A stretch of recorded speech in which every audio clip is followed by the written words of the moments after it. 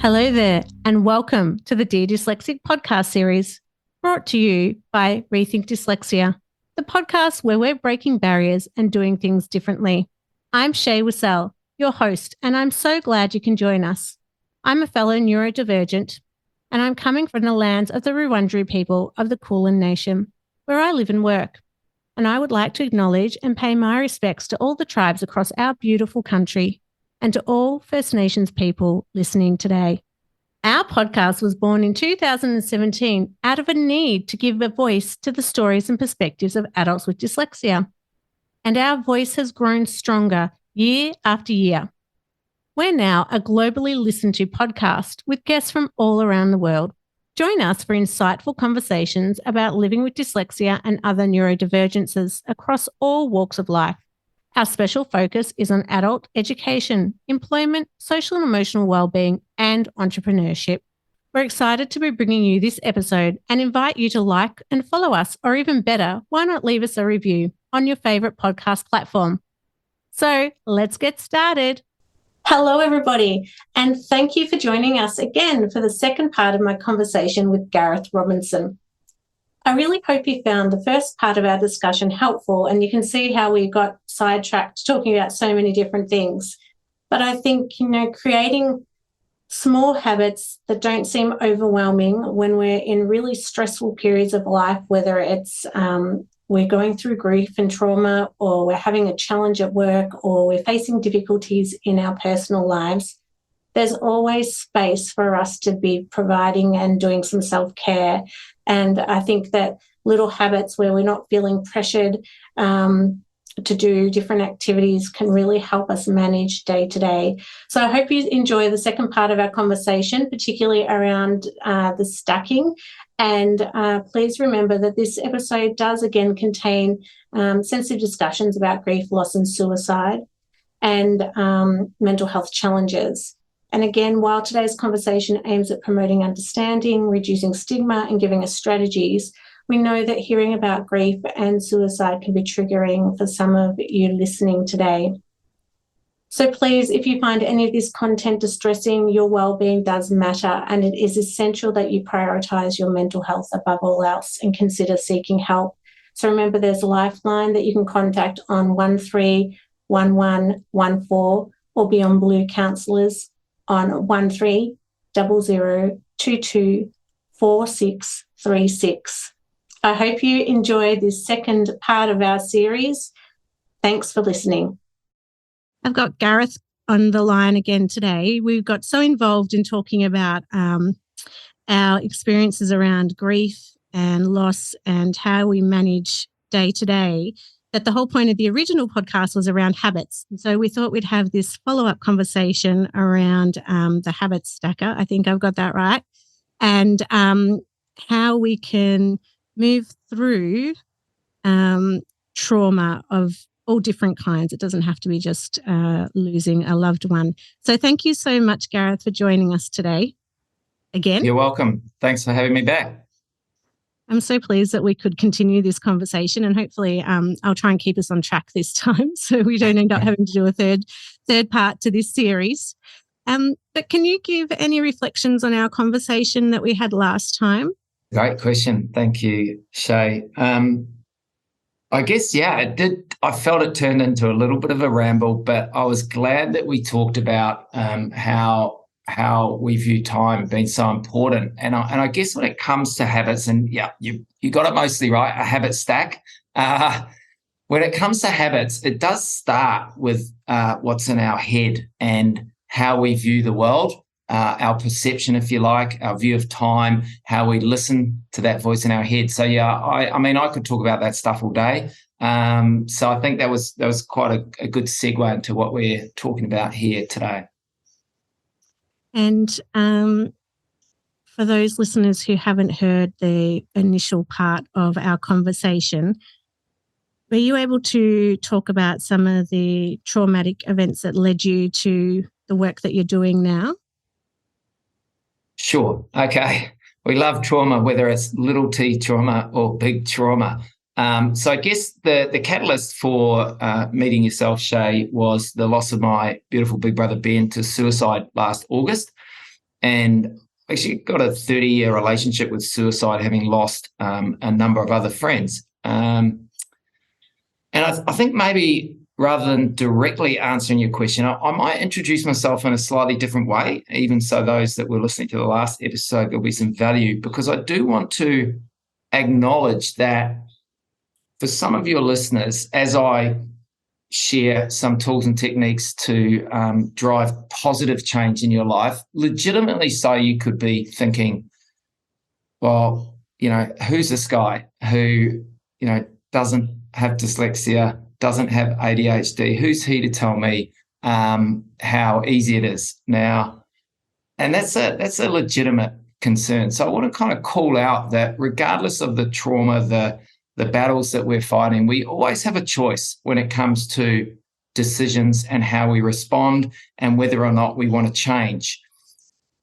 You need to build that awareness first of that something actually needs to change. You need to accept that there's certain things we cannot change, and that comes back to what we talked about last time, the circles of control, I guess. But you do then also need to take responsibility for making those changes. One way that helps is putting a more optimistic or a positive spin on it. So I want to introduce myself properly, at the risk of this turning into a ramble again, and share with your audience my last 6 years and 8 traumatic events, mostly big T trauma, that have happened to me. And I'm going to start with a negative bias because our brains are wired negatively and it's just easy to do that. But then I want to flip the script. And that could be a bit of a lesson, I guess, is that we are able to flip the script, when it comes to our past. So I'm going to run through these traumatic events for me. Firstly, I was made redundant, so I lost my job.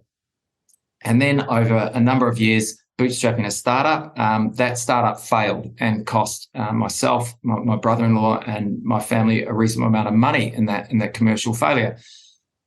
Part of that is the third traumatic event. We had to sell our unit to fund our lifestyle and continuing this journey. So that was the third traumatic event. The fourth is, over the last 2 to 3 years, my beautiful wife and myself have grown a little bit apart. The fifth, sixth, and seventh traumatic event is that I lost one of my close high school friends to suicide. I then we lost, I should say, the best man at my wedding to suicide. And finally, as mentioned, my brother last year. So there are 8 pretty negative kind of traumatic events. Now I want to try and flip that script and take a more positive view on it. So we look at that first one. I lost my job, and as they say, when one door closes, another one opens, because now what I do for a living is I teach, I coach, I train. And when I look back, I've always wanted to be a teacher. So I am far more content in a professional sense and personal, in fact, than I ever was when I was working in the corporate world. And that's not for everyone, but that's me flipping the script. So that redundancy was amazing. The failed startup. Whilst I wouldn't recommend a personal development journey to be led by trying to develop an app and then failing a startup, it has for me been an incredible learning journey, a deep experience that has turned me into a far better human being. So, again, another cliche, we learn so much from these failures. So that has actually been an incredible process, whilst I wouldn't necessarily recommend your audience to jump in and bootstrap a startup because they want to improve themselves. Now, so that's the first 3. The other one was around selling the unit. Now, look, my wife and I at the time chose that we had equity in a unit, but it's sitting there. It's not doing anything. It wasn't enabling us to live the life we wanted to live. And, again, this is about a shift in mindset to go, well, yes, we need to be aware of the future and aim towards some, financial security in the future, but we also want to enable ourselves to live the life we want to live today. So that's flipping the script on the fact that we had to sell that unit to survive financially. The fourth one, right, my beautiful wife and I, we've been seeing a counsellor, as you know, Shay, I don't mind sharing my story, and my wives for the last year, and we are stronger, better together as a couple and a family unit than almost, for a long time we've been. So there's a nice positive end to that story. The last 3 traumatic events, losing people you love to suicide, I'll be honest, particularly after the loss of my brother 6 months ago, I'm struggling to find the silver lining on that. So I want to call out two things that we talked about last time. Number one, circles of control.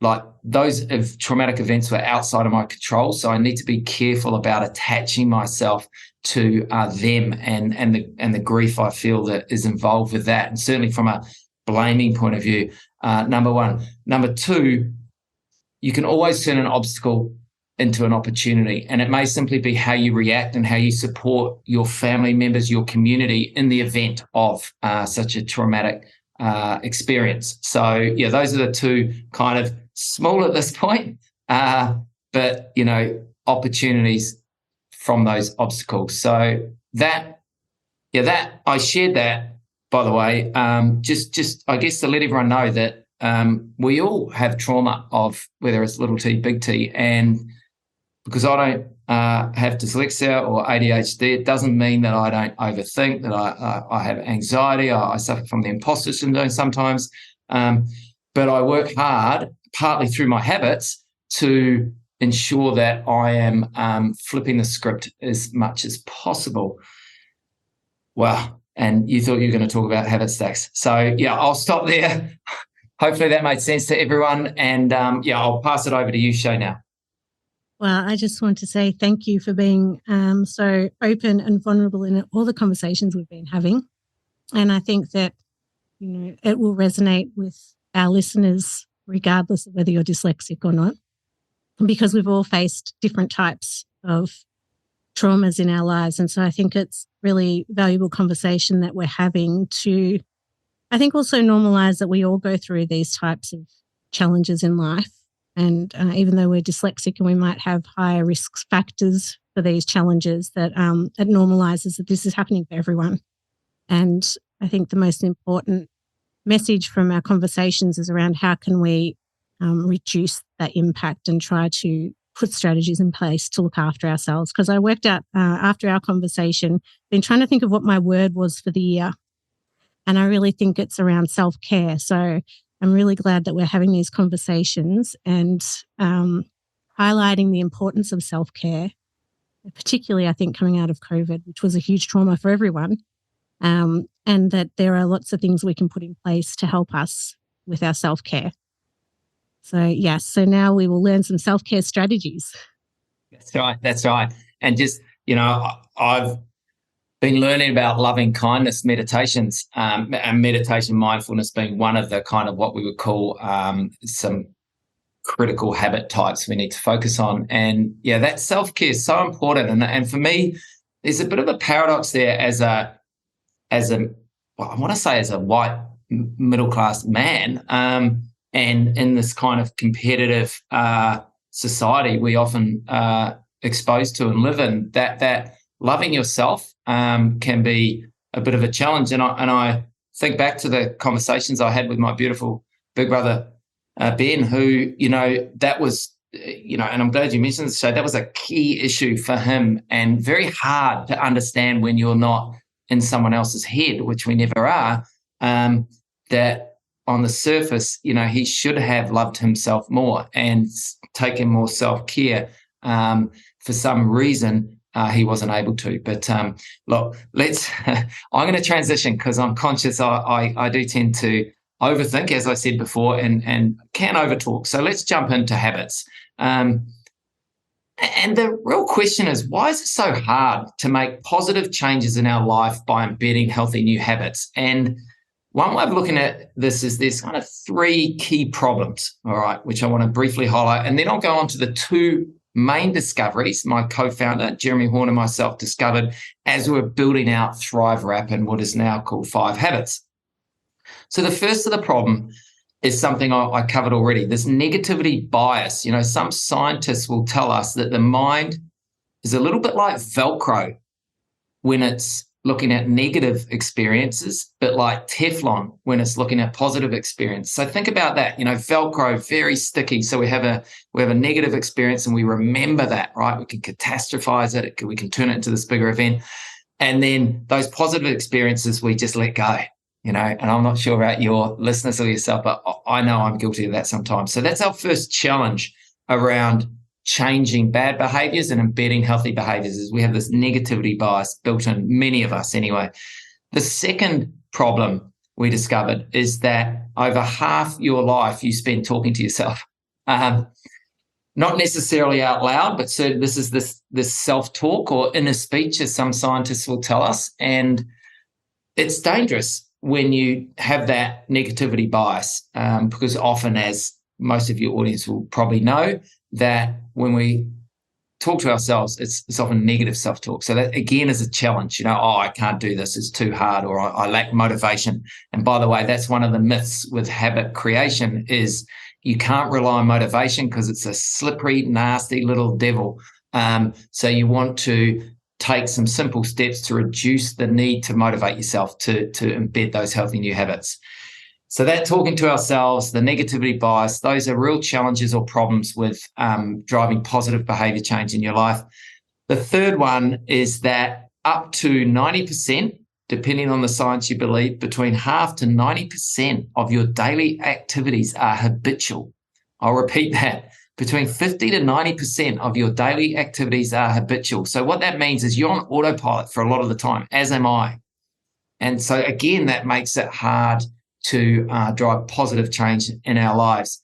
So those are the three kind of problems that make it difficult to embed healthy new habits. The one I haven't mentioned, I mentioned last episode, which is from BJ Fogg, the founder of Stanford University's Behavior Change Lab, and also the author of Tiny Habits, that I think a link to that book will be in the show notes. He talks about, we've been using the wrong instruction manual. So, we've been looking, it's like you go to IKEA, you buy that bedside table, you open the box to look at the instruction manual, and it's for a cupboard rather than a bedside table. So how's that going to go with building that bedside table? Almost impossible. So his kind of observation there is we're using the wrong instruction manual, and that's what we'll jump into shortly around the habit state. Before I do that, I'll pause and see if, Shay, if you have anything to add or questions or observations. I think for many dyslexic people, though I'm not going to talk for everyone, but particularly for me, let's start with me, the negative bias and the second point around the way we're thinking and talking to ourselves, I think as someone who's dyslexic, I've really struggled with, because from a young age, we're often told that we're not good enough because we can't do something that comes really easily to someone else. Or we might have labels put on us of dumb or stupid, and that really does, it is like Velcro. It does stick to us, those types of terms. And so to try and switch that negative bias to look at how, like, the strengths that we have, I think we all talk about strengths, but sometimes I think it can be hard to find our strengths when we've grown up in that kind of space where it's been constantly negative for us, and you're bringing that negative, that trauma of the way you've been spoken to and treated into adulthood. And so I think it's good for us to raise these conversations around the ongoing narrative that can be in our head that we're not good enough, or we're dumb, or I can't do that because of my reading or writing, or I can't go for that job because what if they find out I'm dyslexic? So I think that being able to have this conversation around how we can reduce some of those tendencies is really important. Yes, no, and so thank you, by the way, for raising that you're talking for yourself, because that's what I'm doing as well. Whilst I have spent many years studying this and believe our habit stack will work for most, if not all, people and help them drive positive change in their lives, I can only speak for myself, just as you can only speak for yourself. And I'm not sure whether I acknowledged this on the last episode, but my brother was dyslexic. He had inattentive ADHD. The cause and effect between that and depression and then suicide, I'm not qualified to draw that line. However, that's probably one of the reasons also why I'm excited to be here and talk to your audience, even though I cannot necessarily walk in their shoes. So those are some problems we have, right? So how do we go about driving effective change in our own lives? And again, I want to call out one of the major issues I see almost every day in this kind of personal development, self-help space is this whole go big or go home, 10x your income, all that, excuse my French, fucking rubbish, basically. The world and then also ourselves, when we are our own worst critics, set the bar way too high. So you do not have to 10x your income. You do not have to run a marathon. You do not have to run an ultra marathon, even a half marathon or a 10K. You don't have to do that. So one of the challenges I find is that when people are looking to improve, they set the bar way too high. And that concerns me as someone who's interested in positive mental health. So let's jump into what my co-founder Jeremy and myself discovered about 3 or 4 years ago now, is that there's actually about kind of 5 habit types that many of the world's hyper successful and extraordinary icons, athletes, and artists do. And for most of your audience, these will not come as a surprise. So we discovered that there's 5 types of habits or activities that a lot of these hyper successful people do every day or focus on improving, that allow them to be more content, healthier, and happier. And the first one is meditation or some form of mindfulness. I'll borrow from Tim Ferriss, who has interviewed over 500 of the world's hyper successful people over the last probably decade on his podcast. And according to one article that I read, over 80% of his audience do some form of meditation every day. Now, that can be 1 minute, it could be 10 minutes, half an hour. Again, it depends on your situation and the individual. So meditation is the first one, or some form of mindfulness. In addition, the next one is movement. So no surprise there. Most of us recognize that some form of physical activity will help our mental muscle as well as our physical muscles. I don't think, well, you can't see me, but Shay can see me. My big guns, they're not very big, but I spend a lot of time focused on my mental muscle. So, and helped by my physical activity and or movement. So we've got meditation, movement. The next one is eating smart. Again, we could talk about eating the rainbow, so kind of varying our what we consume. The fourth is sleeping well. So some of you will be aware of Arianna Huffington and her book, The Sleep Revolution. There are many people that talk about the power of sleep. And what I just want to remind your audience with this is that usually you're sleeping for a third of your life. And that's because your body needs that rest and recuperation. So there's a whole lot of different things we can do to improve our sleep. So that's the fourth of these kind of habit types. The fifth one, and this is probably the one I like the most, is giving. So I'll circle this back to your comment about self-care, because the first person you've got to give to is yourself. So this is about giving to yourself and others and supporting your community. And that is such a powerful, and you're doing it with this podcast and your other business, Shay, and your coaching business. And as you all know, and many of your audience that do volunteer, that give, that are trying to contribute to their community, you get far more than you have to give yourself. So that's the fifth habit, is find a way to give, firstly to yourself and then to others. So those are the 5 habits. Just quickly again: meditation, movement, eating smart, sleeping well, and giving. That's the first thing we discovered. If you can build routines and habits that involve those types of activities into your world, you're going to be healthier and happier faster than you may think. So they all seem like, well, you're right, they're habits that we would all know. Why don't we stick to them? Yeah, well, that leads me to the second discovery, right? That was the first discovery. Well, and then the second discovery was like, how do we make habits stick? And why is it so hard? And, we relied on a number of experts, but probably the 3 most popular, I've mentioned BJ Fogg before. Many of your audience members will recognize the name James Clear and the book Atomic Habits. So you can recognize a theme here, tiny habits, atomic habits. We call them micro habits. You can call them small habits. Doesn't matter what you call them, but we start with small habits. That's one of the kind of techniques, and I'll expand on that a little bit later. So we discovered with them, also there's a gentleman called Charles Duhigg, and he popularized the habit loop, which effectively is that there is a trigger or cue, and then there is the routine or activity, and then there's a reward. So usually something triggers us to do that routine. So maybe we're finishing our dinner and we're turning the TV on, and that triggers us to, okay, it's ice cream time, right? And then we go to the fridge, we get the ice cream out, we eat the ice cream, tastes nice, it rewards us, and we feel good for a little while at least. So that's that habit loop. And what we discovered after researching this for many months is that there are these tools called habit stacks, and ours is a 4-step habit stacking tool that allows you to embed habits more quickly without relying on much effort, your motivation, and a few other things. So that was this kind of second discovery, and I'm happy to expand on kind of what our habit stack looks like. Again, for your listeners, I believe we'll have a habit stacking guide that you can download for no charge. You can have a look at that, and that will help you build out your own habit stack. But perhaps I should pause now, Shay, and before I jump into kind of how that looks and some of the logic behind how it's designed. But I'll pause now just in case you've got any observations, questions.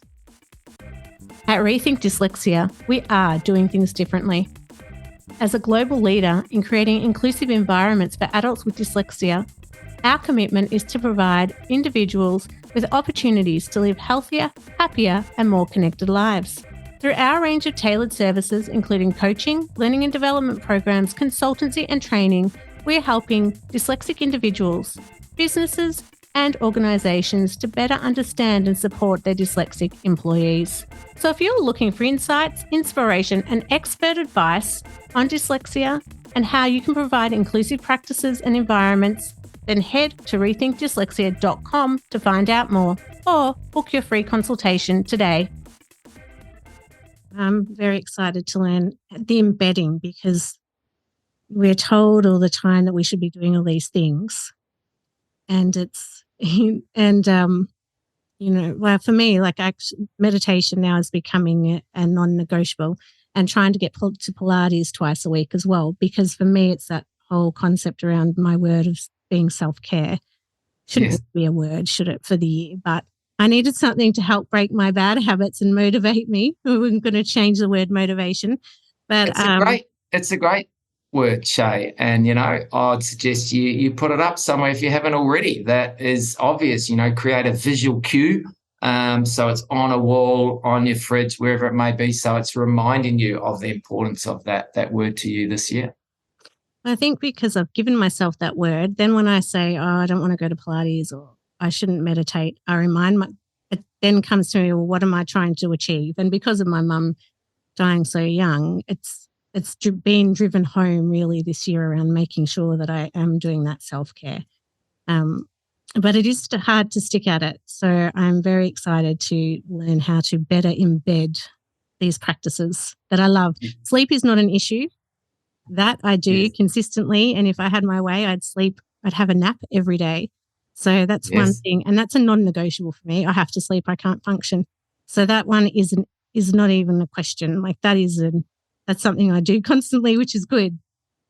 I love my naps. I love my naps. I call them nano naps or power naps, depending how I feel. And now when I am working from home, as many people are, some days of the week, I will, if I've started early, I'll often have a 20 to 30 minute nap in the afternoon. And then I find after that I'm far more productive. But if I could actually ask you a question, Shay, because you referenced self-care. So why is that important to you, if I could ask? What's kind of underlying the use of that word? I think, well, because my mum died young, and I'm an older mum, so I want to make sure that I live past the age that my mum did, so that I'm there for my daughter. So that's a bit of a driving factor.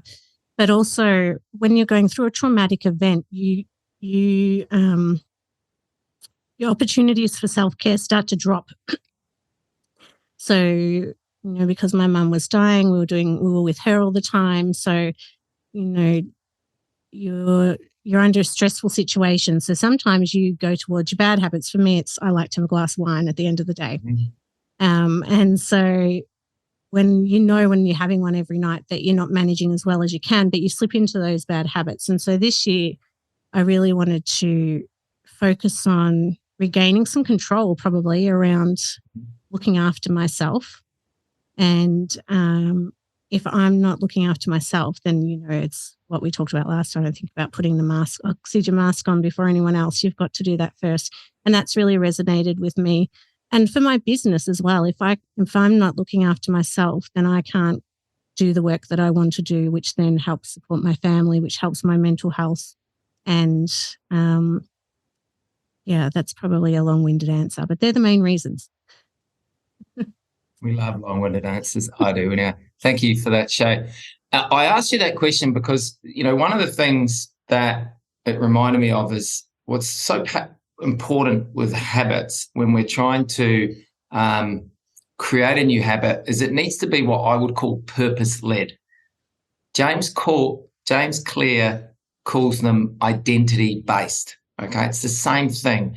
Your new habits should be purpose-led. They should tie back to what you feel your purpose is in life. Now, that purpose, going back to my setting the bar too high, it doesn't mean you need to be a CEO, a startup founder, or whatever it may be.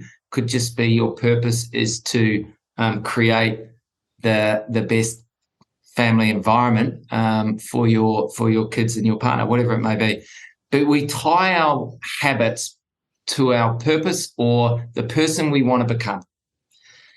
And that helps us stick to them. Okay, so that's the first, or that's one kind of technique or trick, if you like, with habits, is you first have to understand who are you trying to become and why is it important to you. So rather than I'm going to run the Sydney Marathon because Sydney's where I live, perhaps I could have a more purpose-led goal, if you like, perhaps a more open goal rather than a future-focused SMART goal. And it could be something along the lines of, I want to stay fit so I can, continue to play with my kids or whatever the case may be. So that, I want to be a fit father, a version of what you said. And then it ties to your purpose, some of your core values and what's really important to you.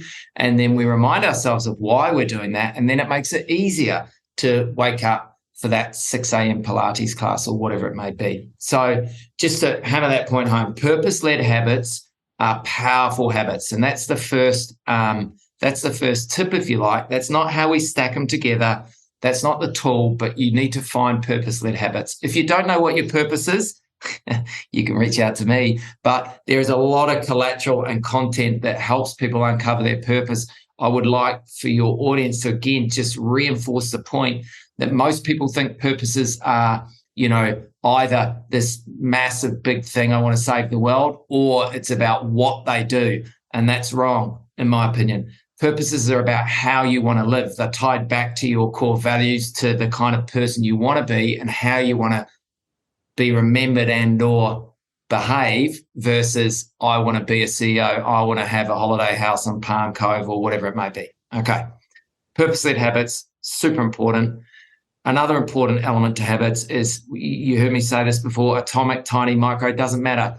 We let our egos tell us that we have to start something new and we'll go to the gym 3 days a week and we'll go do a 45-minute workout. And then in 2 weeks, we'll wonder why we're still not going to the gym.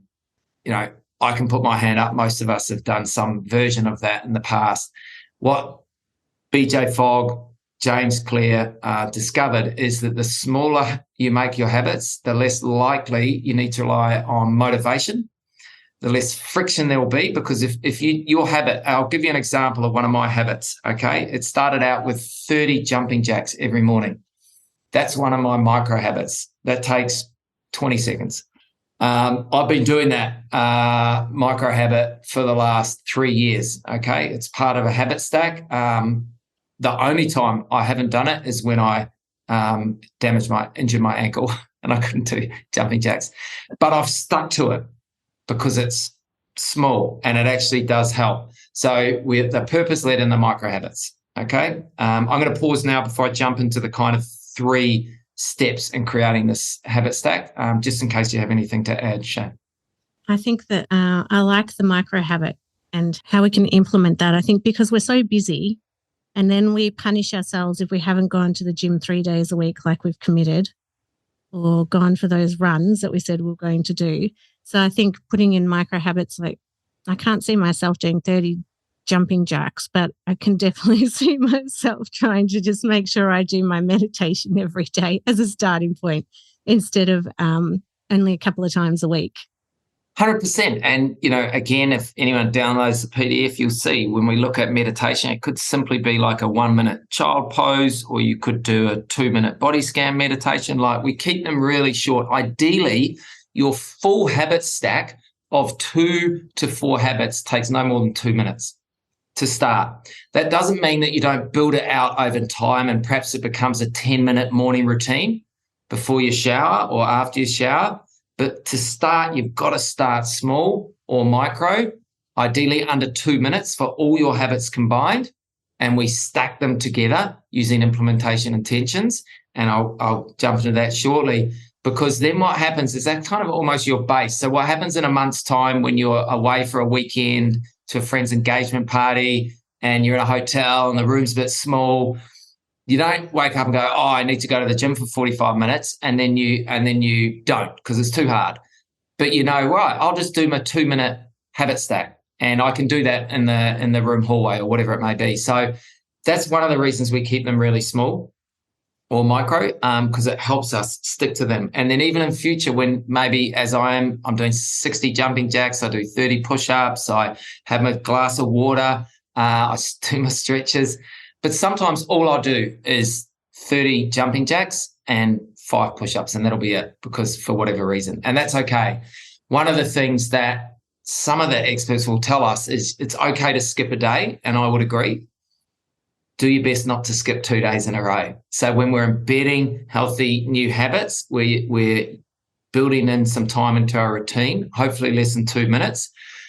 Aim not to skip more than 1 day a week. But going back to that self-care, self-love, don't beat yourself up if you skip a day. It's not a big deal. If you skip 2, it's harder to come back in. But again, if you do, it's not the end of the world, okay? Now, so let's just, again, pause and say, let's imagine we found some purpose-led micro habits, okay? And, I've mentioned a few. Maybe it's 5 push-ups. Maybe it's just writing 1 sentence in your journal, which would be a giving, right? That would be a giving habit. You're giving to yourself a single sentence, like in a gratitude journal, perhaps at the end of night. Or maybe when you're lying in bed, you're thinking to yourself something about what's the one thing good that happened today. That would be another giving habit.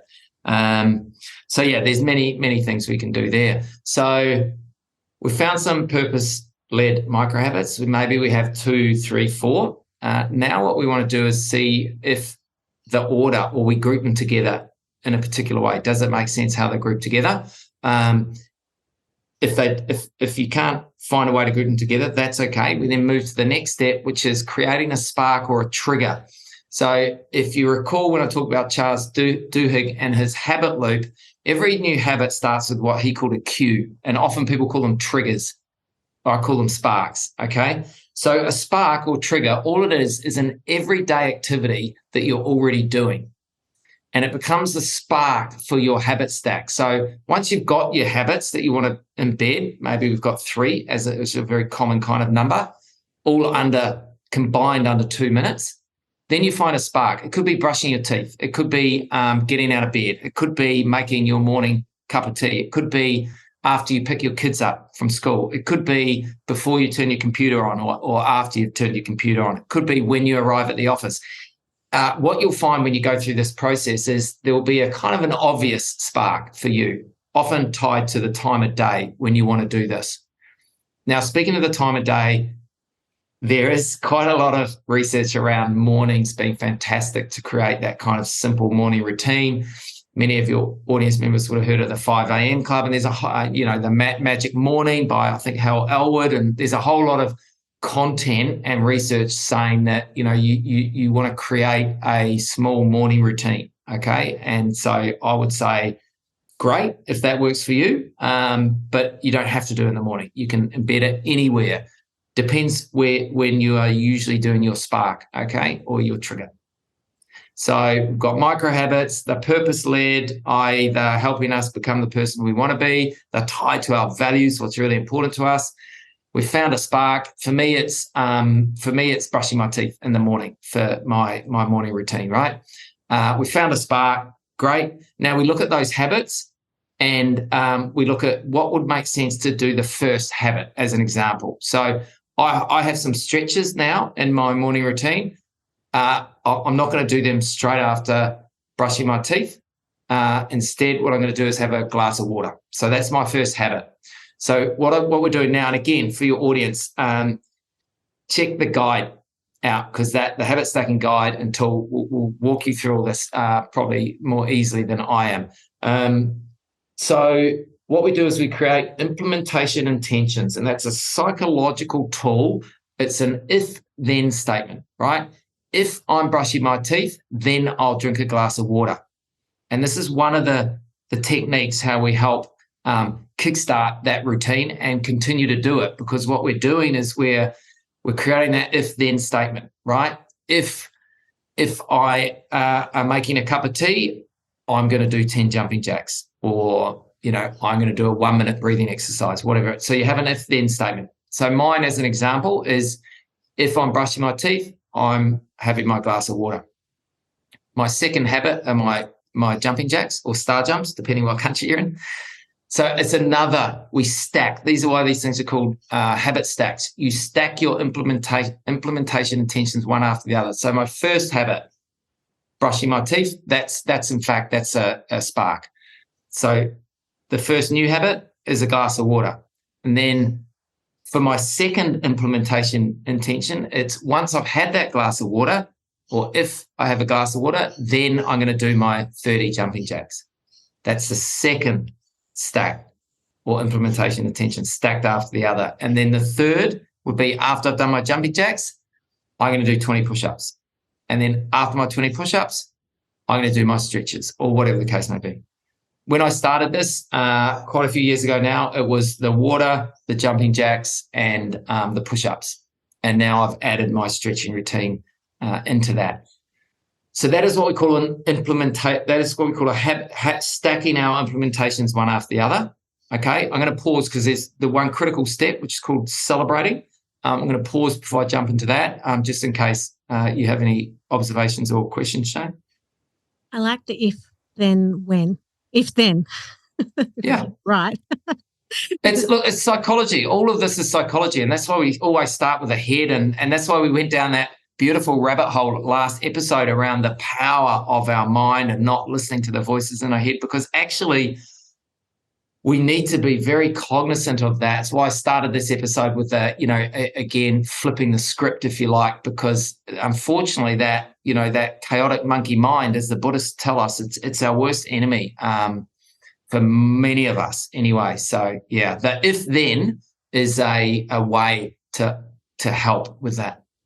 And I think I'm going to try that for my meditation, because I normally meditate before I go to sleep, because that helps me sleep.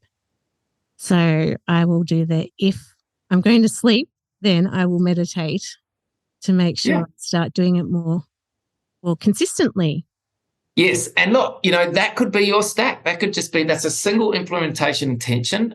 Usually people will build out a couple of extras. So you're doing 2 to 4. I prefer with my clients no more than 3 just to start. Again, we're trying to make this as easy as possible so it becomes as sticky as possible. We're not having to rely on motivation and that kind of stuff. So they have to all be together. Sorry. So could I do, if I go to sleep, I'm going to meditate, and if I wake up, which hopefully I do, then I will go for my morning walk or run. So do they have to all together, or are they? So firstly, that's 2 habit stacks. You're creating one at night, one in the morning. That's very common. So they don't have to be together. You can have multiple habit stacks created. I would just again call out, unless you're already a walker or a runner, you might want to, as for some people, as crazy as it sounds, your initial purpose-led micro habit may be, when I wake up, I'm going to put my running shoes by the front door. And it might simply just be that. Like if you've really struggled to embed that kind of running habit, I would challenge you to consider, is it the right type of habit for you? Is it kind of purpose-led? Maybe you want to go swimming instead or do yoga or whatever the case may be, if you've really struggled. Otherwise, we start super small. And by definition of a micro habit, even walking around the block for 5 minutes is not. It's too big. Right. Okay. So I have to think of something. I'm struggling to find small things. Now, it doesn't mean, Shay, like, again, it depends on who you are and where you're at as you're trying to drive positive change in your life. You may go, you know what, I feel that I can still do it. The risk we have then is that cold, windy morning, you go, wow, I'm just not, I'm not into it. And then you'll skip that day, you'll skip the next day, and then you'll listen to the voice in your head and say, I'm just not good enough, I'm not motivated enough, or whatever the case may be.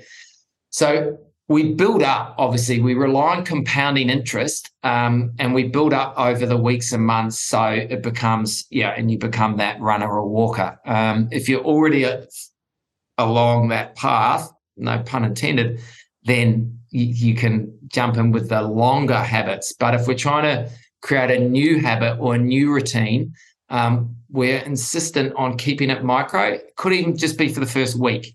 And be very careful not to listen to your ego, who's not your amigo. And yep, he's probably a man. Sorry, all the men listening. Don't listen to your ego tell you, oh, this is ridiculous, I can do more than walk up and down the stairs once. Just stick to that micro habit stack for the first week, and then start building it out.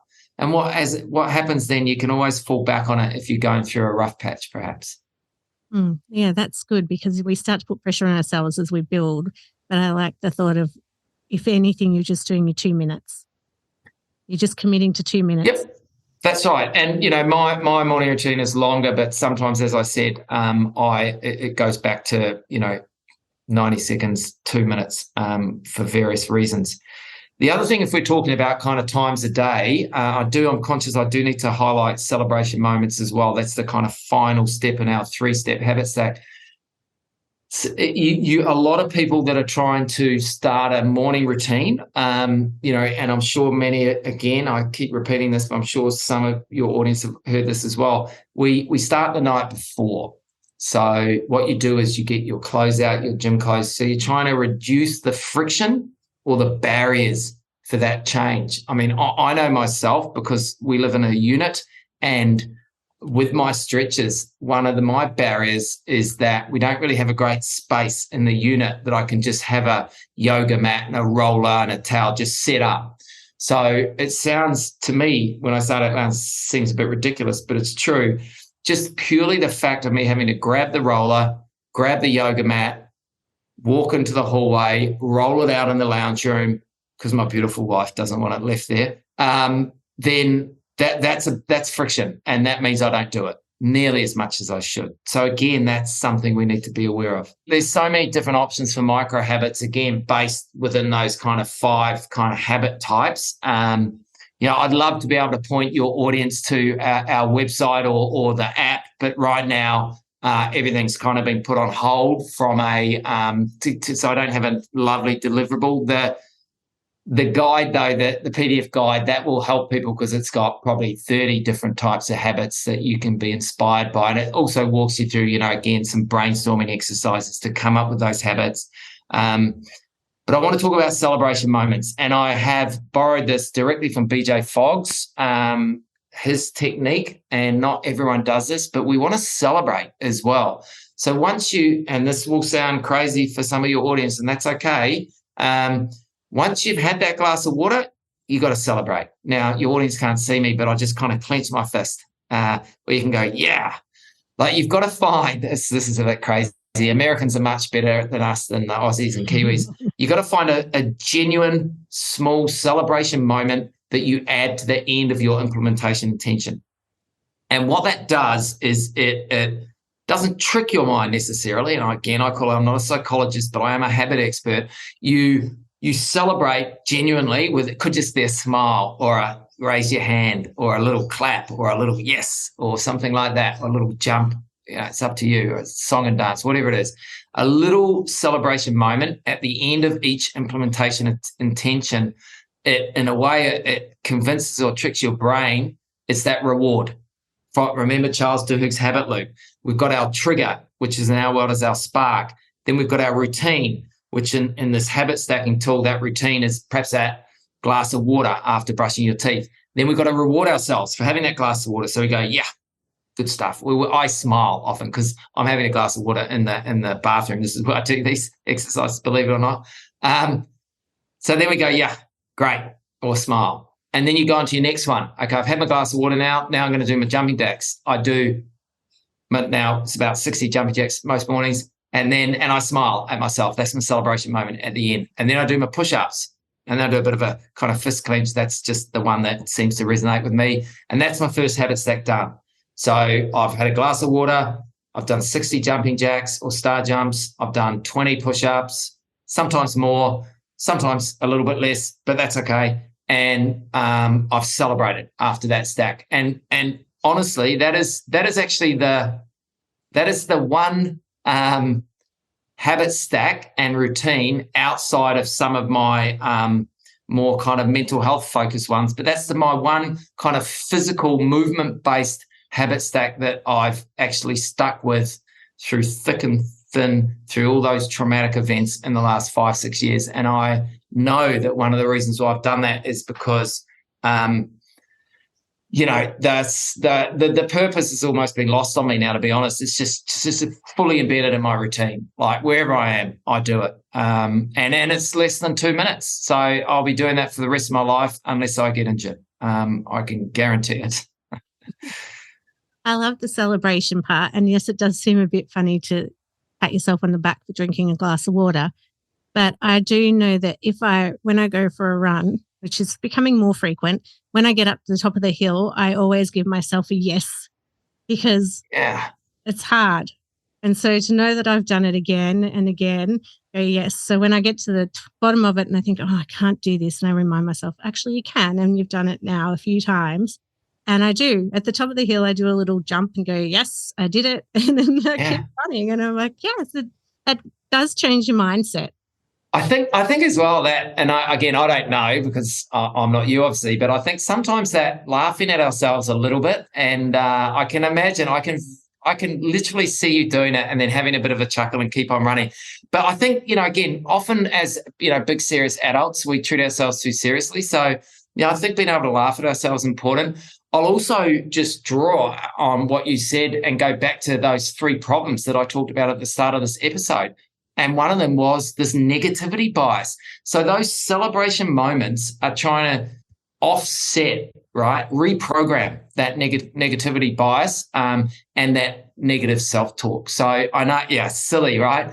But for me, it's just a smile more often than not for some of my stuff. If I'm doing something a little bit more serious, I'll get a bit more excited and celebrate a bit more. But you find your spark. Once you've found your habits, you find your spark, you use implementation intentions to stack them together one after the other, and then you find a way to celebrate genuinely, and that's your habit stack done. And with your spark, it'll be, if your spark's brushing your teeth in the morning, then that's when you're going to do it, in the morning. If your spark's arriving at work, and maybe you want to do a 1-minute breathing exercise at your desk before you turn your computer on. So when I sit down, I'm going to do a 1-minute breathing exercise, and I'm going to write down my one goal for the day, or whatever it may be, right? I should try that actually, because I always forget to get my water. So it should be when I sit down, then I go and get my water. Or when I turn on the computer, then I go and get my water. Yeah, it's the if then. And I'm 51, right? And I've got a sore neck, a sore back, torn hammy, all that stuff. So I do quite a lot of stretching, and so oversharing again for your beautiful audience. Often, and when I find it easier when I'm working at home, but I'm not very self-conscious these days. So even in the office, I'll always be stretching, not always, but most of the time when I'm making a cup of tea or getting a glass of water in the kitchen or the cafeteria. Well, I could talk to you for ages about habits, and I'm really excited to see your guide, so I can look at the 30 inspirations so I can add to my meditation. But I think adding the water, actually, I'm starting to think of a morning routine I could do when I turn on my computer. And I think it's so helpful because we get so busy and caught up in the day, and, we can all set aside 2 minutes. If we can't set aside 2 minutes for ourselves for some self-care, then you really need to step back and reflect on what's going on in our lives, I think, because no matter what's happening, 2 minutes is not a lot to ask to look after ourselves. That's right. That's right. And if you go back, and as you know, the catalyst to me meeting you, Shay, the drama I was dealing with over the last 6 months with my brother, that has not stopped me doing this morning routine. Whereas some other self-care stuff, 100% I stop.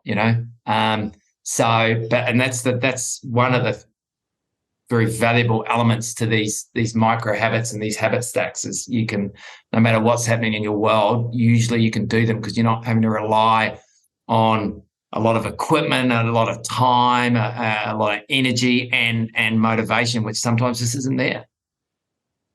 Well, thank you so much. From an initial conversation of how we work through and survive grief and trauma to such a positive ending around how we look after ourselves and how habits can really help our mental health and well-being. It's such a nice full circle. And when I started this journey of finding people that I could talk to about these challenging topics, I'm just so glad that I found you. So thank you so much. It's been such an honour to talk to you and to learn more about the work you're doing and your journey. So thank you. Oh, no, thank you, Shay. As we said before, we hit the record button. Part of my purpose is helping people live better. So I'm more than happy to talk about this stuff, as your audience may have noticed. So thank you also for your time. I much appreciate it. Thank you. And all the details around Gareth's work and the books that he mentioned, which will be audiobooks as well, so you will be able to listen to them. If you're interested, will be all on the website when this goes live. So thank you again. So honoured to talk to you. Great. Thanks, Shay. Appreciate your time. Thank you again for listening today. I hope you found this episode and this two-part series as helpful as I did. And I really enjoyed talking to Gareth and learning more about his work, which you can find more information on at rethinkdyslexia.com.au. And again, if you found anything we discussed today triggering, please remember you can contact Lifeline on 131114 or Beyond Blue on 1300224636. Thanks for listening and bye for now.